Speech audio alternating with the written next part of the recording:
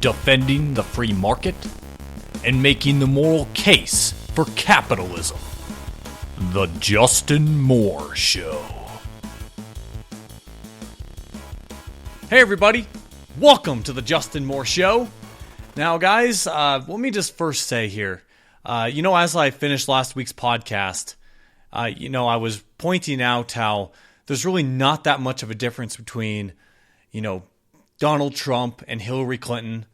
Well, just as I finished that podcast and, it's about ready to get released, I just read a piece here from Steve Moore where he's pointing out that, hey, Trump and Hillary, they're so much different than each other, but they do have one thing in common.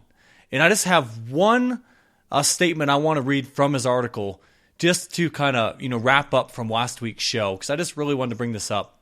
Now, guys, keep in mind, Steve Moore, I've had him on as a guest on my show going back to last year in July. We were talking about, and actually at the time, he was working for Rand Paul on when Rand was running for president, and he was working on his tax plan. And now Steve Moore is currently working on Donald Trump's tax plan and that sort of stuff. So he's, he is more in the Republican camp. He's not really a libertarian.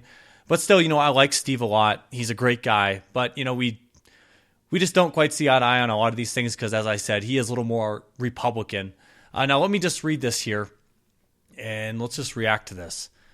Hillary Clinton and Donald Trump don't agree on much of anything, but there is one area where they have a meeting of the minds. They both want to spend way more in public works programs. Hillary Clinton says that her primary job stimulus will be a massive $275 billion plus infrastructure spending binge. Donald Trump one-upped Hillary last week, promising to spend twice that amount. He says the money is necessary because of crumbling roads and bridges that are falling down. Okay, so ladies and gentlemen, this is the problem that I've been saying all along. It doesn't matter who's elected, if it's Hillary Clinton or Donald Trump. They will both dramatically grow the size of government. And here they're both talking about, and just what I read here, they both want to ramp up spending on public works programs and infrastructure spending. Now, when you have to ramp up infrastructure spending, what does that mean? That means it has to go up from the current levels, right? Well, if we look at the current levels, and we look at what Obama has spent, inflation adjusted in 2016 dollars, you compare him to all the other presidents, President Obama has spent more on infrastructure spending than any other president. He actually comes in at $703 billion. But now, let's not, before, a bunch of you guys out there, oh, Justin, you're just going after the Democrats. You're this big Republican. No. Guess who comes in second place?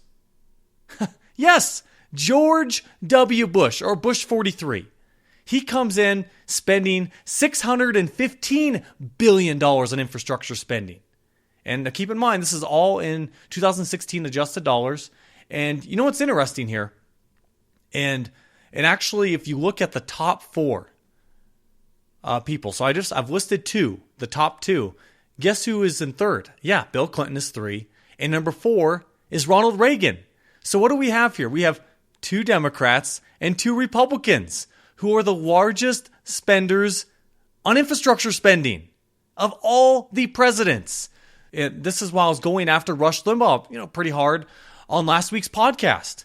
Because Rush, here he's been going and he's rooting for the R team. Yeah, go Republican. I will vote for anyone that has an R behind his name because Hillary Clinton is horrible and she's a Democrat. The damn Democrats.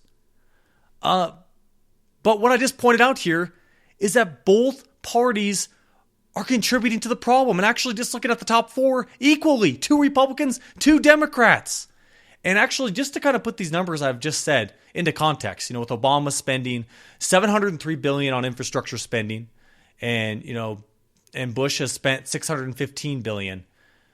The total cost of the interstate highway system in 2016 inflation adjusted dollars, that cost, the total cost for the interstate highway system is $250 billion.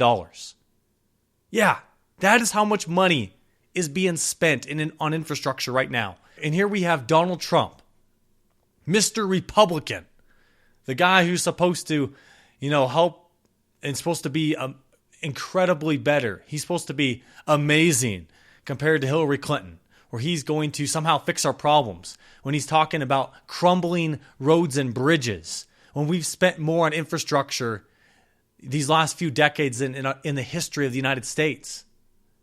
That just goes to show you Donald Trump, he has no chance of fixing the problems when he's talking like this. Growing the size of government is the problem. The only way you can fix it is by cutting the size of government. That's why I've said, and that's why I've gone after Donald Trump from the very beginning. When he announced he was running for president back in June of 2015, I was one of the first guys out there going after this guy when all these people were caught up. Oh man, yeah, this Donald Trump, he seems great.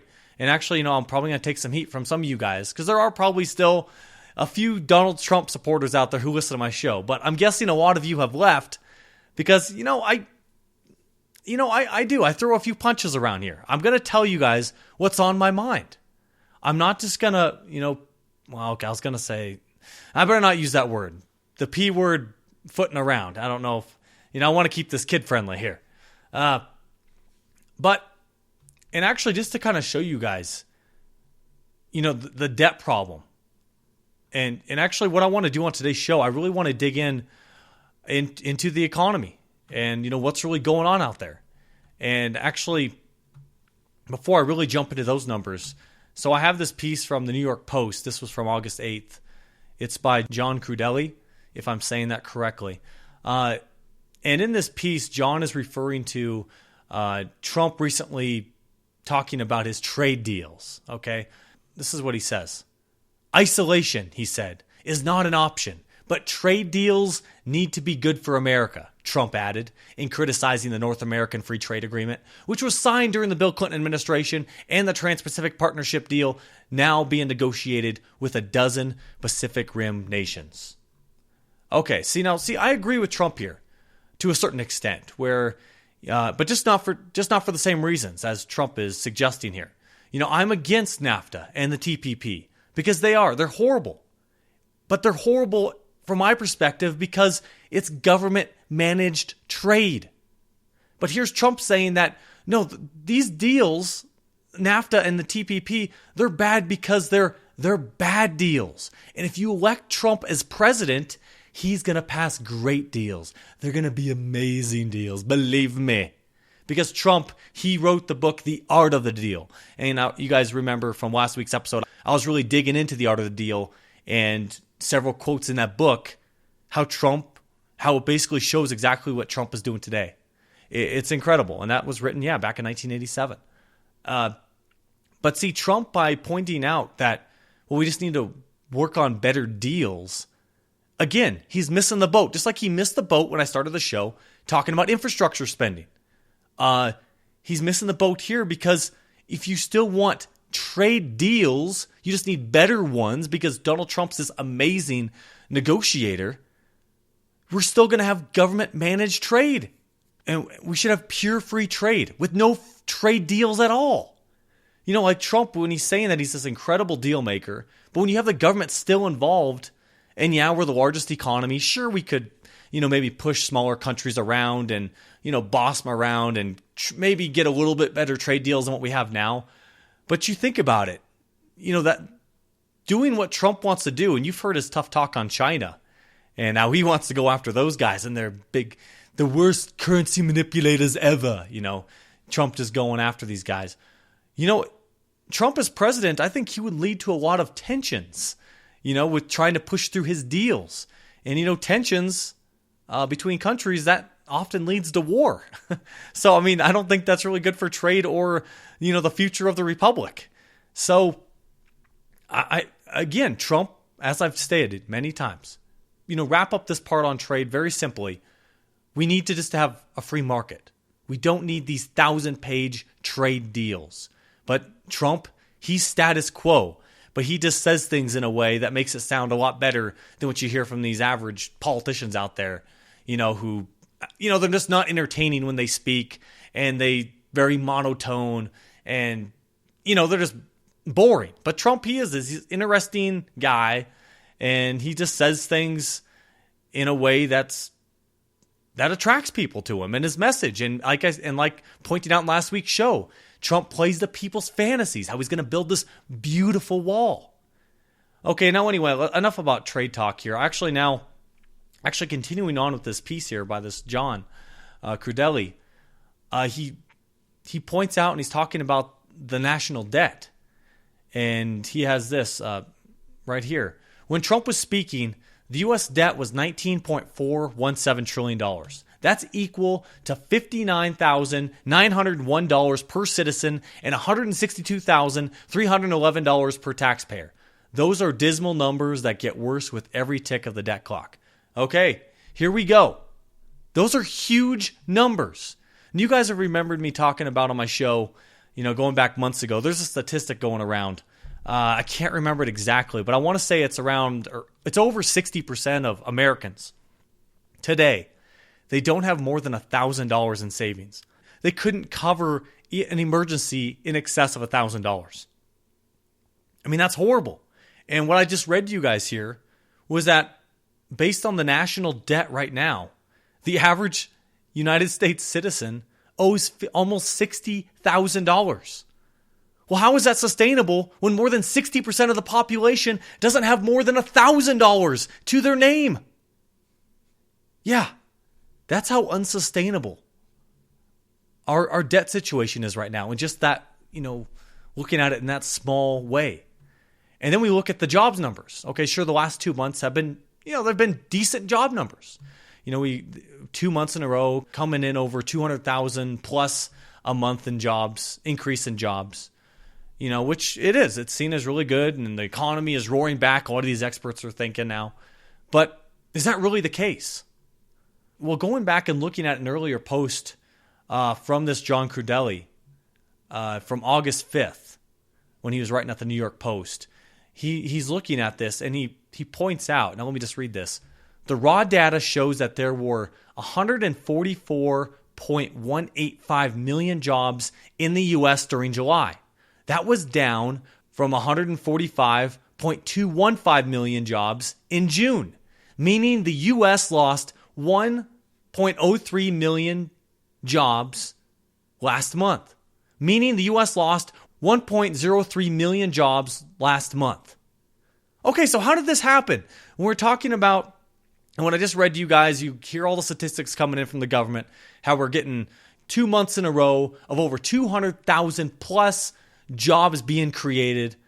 And here this guy's pointing out from the raw data, you look at it, we've actually lost over 1 million jobs from June through July. Well, the reason how this does happen is, the government, they seasonally adjust for jobs.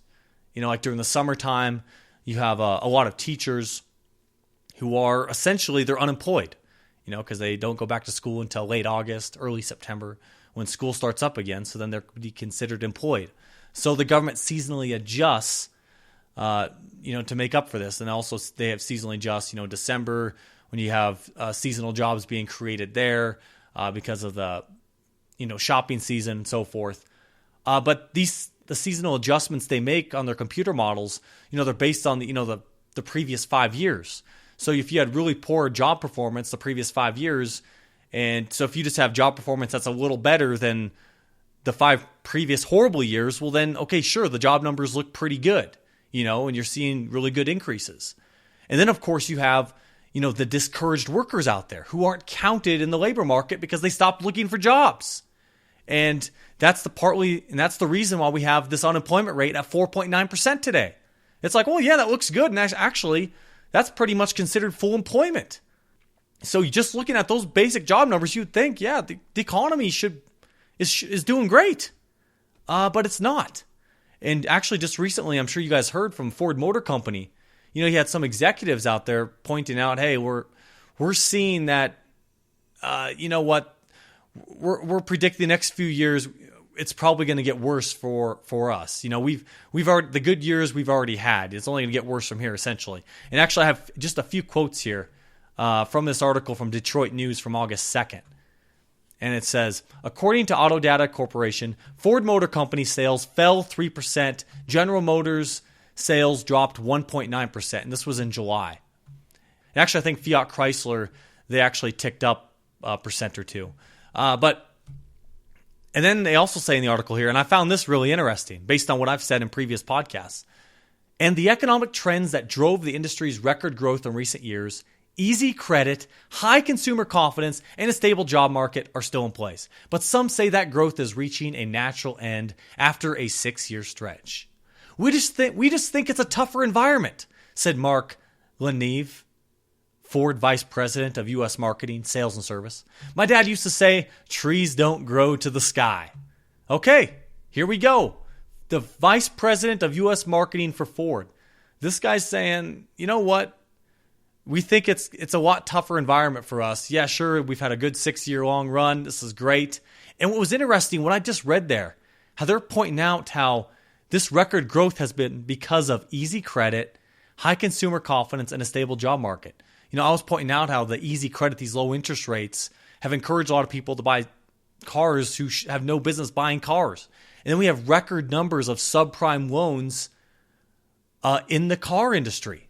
And we're seeing record defaults that we haven't seen in 20 years.